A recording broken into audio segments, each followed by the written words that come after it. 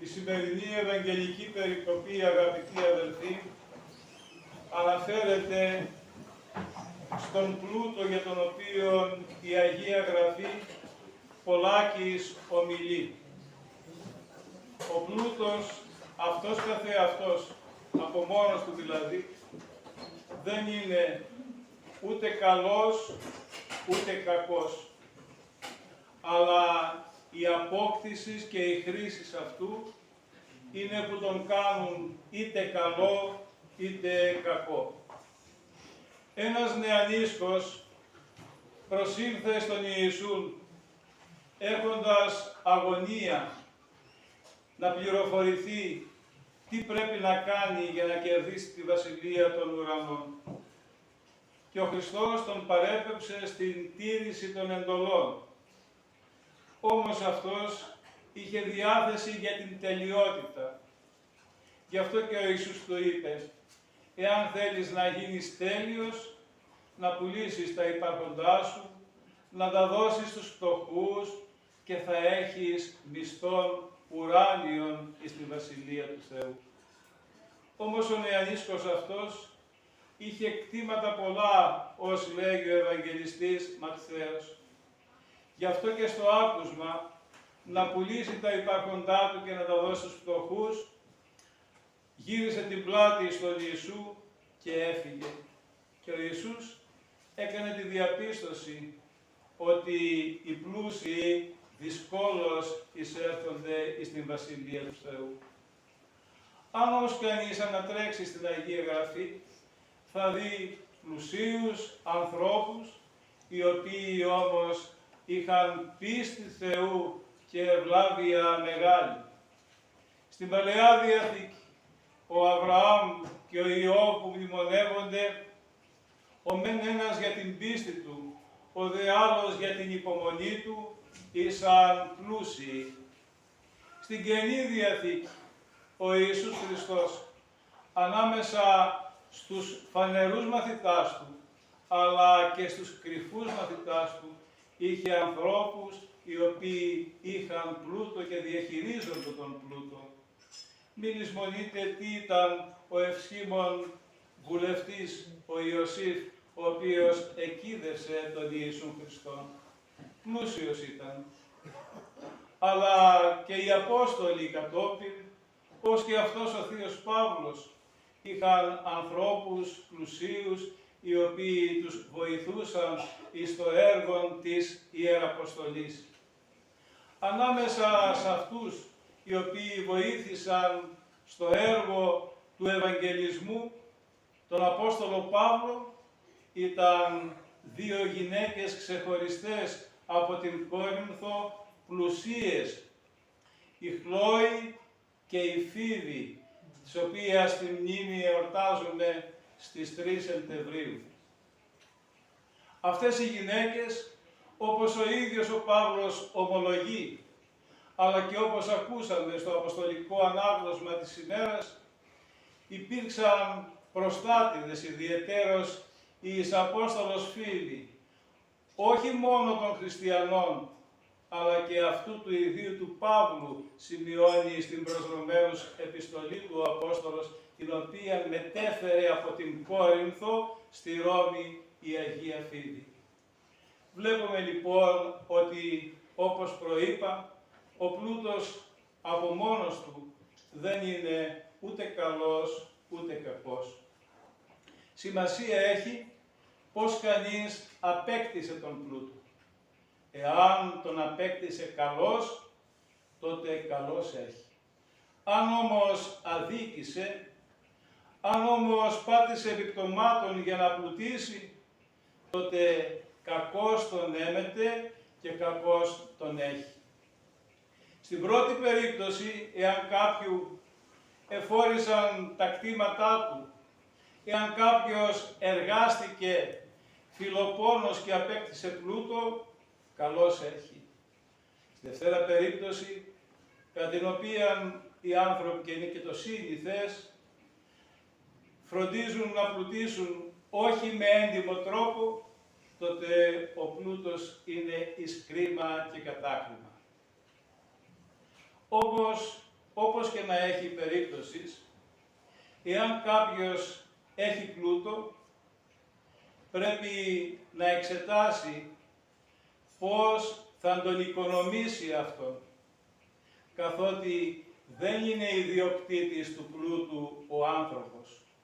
Ο Θεός είναι αυτός ο οποίος παρέχει τις ευλογίες στους ανθρώπους, ώστε και να πλουτίζουν. Ο άνθρωπος είναι αυτός ο οποίος διαχειρίζεται τις ευλογίες του Θεού, είναι αυτός ο οποίος διαχειρίζεται και τον πλούτο ακόμη. Όταν λοιπόν ο άνθρωπος είναι ευμετάδοτος, όπως θέλει ο Απόστολος Παύλος, δηλαδή μεταδίδει και στους άλλους ανθρώπους που έχουν ανάγκη από τα δικά του τα υπάρχοντα, τότε διαχειρίζεται τον πλούτον καλώς και αυτό είναι εις βοήθεια της ψυχής του. Εάν όμως ο άνθρωπος κρατάει τον πλούτο μόνο για τον εαυτόν του, τότε ο άνθρωπος αυτός δεν πολιτεύεται σύμφωνα με τις εντολές του Χριστού, ούτε με τη διδαχή του Αγίου Ευαγγελίου. Αυτός έχει θεοποιήσει τον πλούτο. Αυτός αγαπά περισσότερο τον χρυσόν παρά τον Χριστόν. Γι' αυτό και ο πλούτος γίνεται εις αυτόν εις κρίμα και κατάκριμα.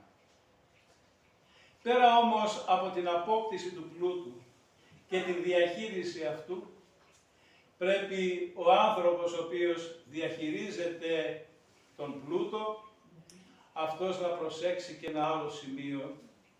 Είναι το σημείο της εξαρτήσεως.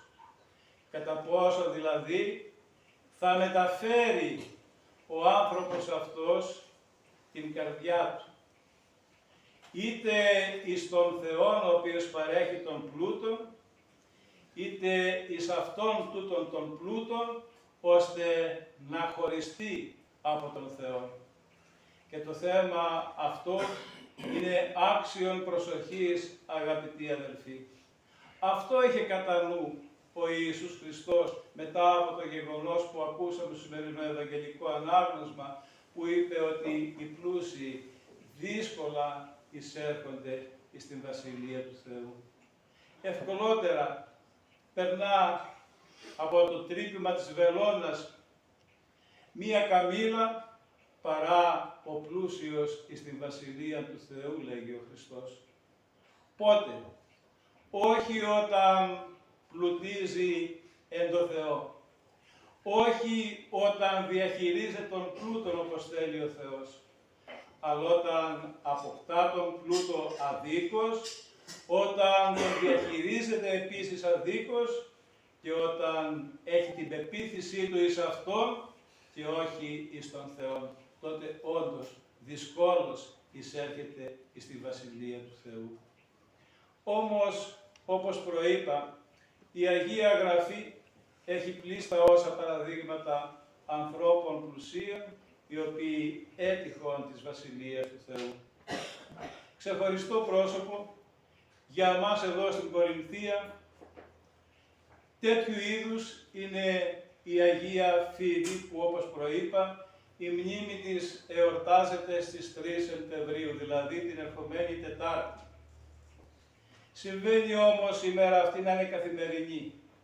Ο κόσμος να μην γνωρίζει την εορτή της Αγίας, ούτε την προσφορά της στην χριστιανική κοινότητα, όταν ήρθε ο Απόστολος Παύλος στην Κόρινθο, ώστε να μην προσέρχεται κόσμος πολλής για να τιμήσει τη μνήμη της. Εδώ στο Λουτράκι, μεταπολεμικός, δραστηριοποιείται μία αδελφότης χριστιανική γυναικών, η οποία φέρει το όνομα της Αγίας Φοίβης. Τιμούν την Αγία και γι' αυτό απεφάσισαν σήμερα, ημέρα Κυριακή, να προεορτάσουμε τρόποτινά την μνήμη της, ώστε να μπορέσουν οι άνθρωποι να εκκλησιαστούν και να μεγαλύνουν τη μνήμη αυτής της Αγίας, η οποία δεν υπήρξε μόνο πλουσία, δεν υπήρξε μόνο φιλάδελφος και προστάτης πολλών χριστιανών και αυτού του Παύλου, αλλά έφερε και βαθμό ιεροσύνης. Ήταν διακόνισσα της Εκκλησίας των Κεχρεών και τότε στους πρώτους χριστιανικούς χρόνους υπήρχε ο θεσμός της διακονήσης για τις ανάγκες της χριστιανικής κοινότητας. Οι χριστιανοί τότε ήταν διωκόμενοι. Οι περισσότεροι χριστιανοί βρίσκονται στην φυλακή και δεν μπορούσαν εύκολα να τους πλησιάσουν. Ούτε ο επίσκοπος, ούτε οι ιερείς, αλλά ούτε και οι διάκονοι της Εκκλησίας. Ήταν χώρος απροσπέλαστος η φυλακή για τους άντρες. Για τις γυναίκες ήταν πιο βατός ο δρόμος προς τη φυλακή. Γι' αυτό η Εκκλησία κατέστησε γυναίκες διακόνους, ώστε με το πρόσχημα της φιλανθρωπίας να επισκέπτονται τις φυλακές και να μεταφέρουν στους χριστιανούς τα τίμια δώρα, ώστε να αξιώνονται της Θείας Μεταλήψεως οι άνθρωποι αυτοί, οι οποίοι με το λίγον θα έδιδαν την ψυχή τους στα χέρια του Θεού μαρτυρικό το τρόπο. Αυτός ήταν ο ένας λόγος για τον θεσμό των διακονισσών στην αρχαία Εκκλησία. Ο άλλος λόγος ήταν ότι η προσέλευση των χριστιανών τότε στην Εκκλησία δια του βαπτίσματος εγένετο σε μεγάλη ηλικία. Οι ιερείς, ο επίσκοπος, οι διάκονοι δεν μπορούσαν να χρήσουν την νεοφώτιστη γυναίκα που εισήλθε στην Εκκλησία με το επορκιστόν έλεον. Γι' αυτό ήταν απαραίτητη η παρουσία των διακονισσών, οι οποίες εκτός από το να μεταφέρουν την Θεία Κοινωνία στις φυλακές και στους αρρώστους, εκτός του ότι είχαν την διακονία της φιλανθρωπίας, είχαν και το έργο αυτό να αλήφουν με επορκιστό έλαιο τις γυναίκες οι οποίες ευαπτίζονται σε μεγάλη ηλικία.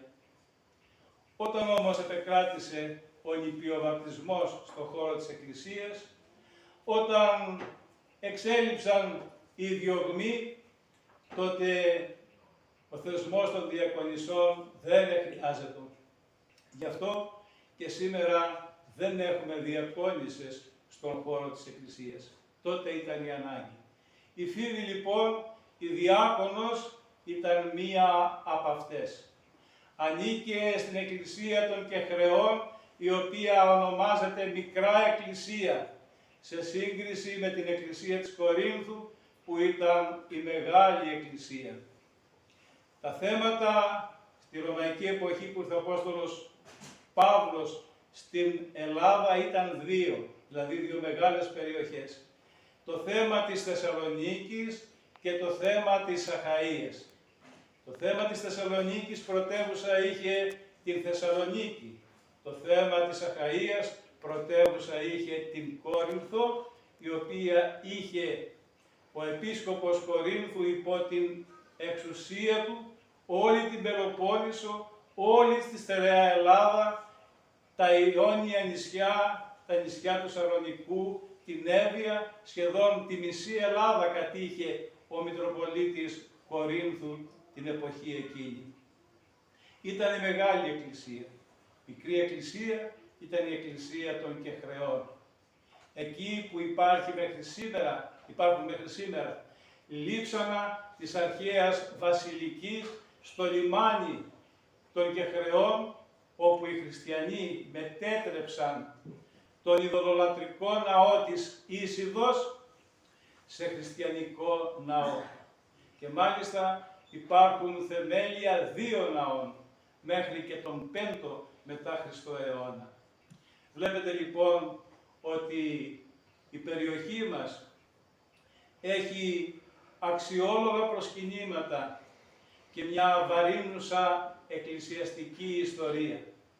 Είναι μια εκκλησία, η Μητρόπολης Κορίνθου, η οποία έχει συνεχή ζωή από τότε που ο Απόστολος Παύλος το 51-52 μετά Χριστόν επεσκέφθη την Ελλάδα για να μεταφέρει το μήνυμα του Ευαγγελίου. Ήρθε εδώ στην Κόρινθο ο Απόστολος Παύλος, απογοητευμένος από τους Αθηναίους οι οποίοι δεν τον εδέχθησαν. Και εδώ αντιμετώπισε δυσκολίες από τους Εβραίους, οι οποίοι είχαν καταφύγει τότε γιατί ο Ρωμαίος Αυτοκράτορας τους εκδίωξε από την Ρώμη. Αντιμετώπισε δυσκολίες, τον έφεραν μπροστά στο Γαλλίον να απολογηθεί για τη διδασκαλία του. Και εδώ γεύτηκε την απογοήτευση στην αρχή ο Απόστολος Παύλος. Αλλά εν οράματι, λέγει ο Ευαγγελιστής Λουκάς, που τον παρακολουθούσε και ήταν δίπλα του καθ' όλη την διαδρομή του Αποστόλου Παύλου, εν οράματι παρουσιάστηκε ο Ιησούς Χριστός και τον προέτρεψε λέγοντάς του: «Λάλη, κήρυξε Παύλε, έχω πολύ κόσμο εδώ στην Κόρινθο». Και από τότε και μέχρι σήμερα και ήρθε μέχρι τη συντελεία των αιώνων η Εκκλησία αυτή να είναι ζώσα και να αγιάζει τους ανθρώπους και να τους αξιώνει με τις ευχές του Αποστόλου Παύλου, αλλά και όλων των συνεργών του, εξόχως δε της Αγίας Φίβης, της Διακόνου, που και τη πλουσία χρησιμοποίησε ό,τι είχε για τη δόξα του Θεού και για τα μεγαλεία του, προσφέροντας βοήθεια στους χριστιανούς εποχής της, λέγω με τις ευχές αυτών, οι πάντες να αξιωθούμε της Βασιλείας του Πατρός και του Υιού και του Αγίου Πνεύματος. Αμήν. Διευχών των Αγίων Πατέρων ημών, Κύριε Ιησού Χριστέ ο Θεός, ελέησον ημών. Διευχών του Αγίου Δεσπότου ημών, Κύριε Ιησού Χριστέ ο Θεός, ελέησον ημών.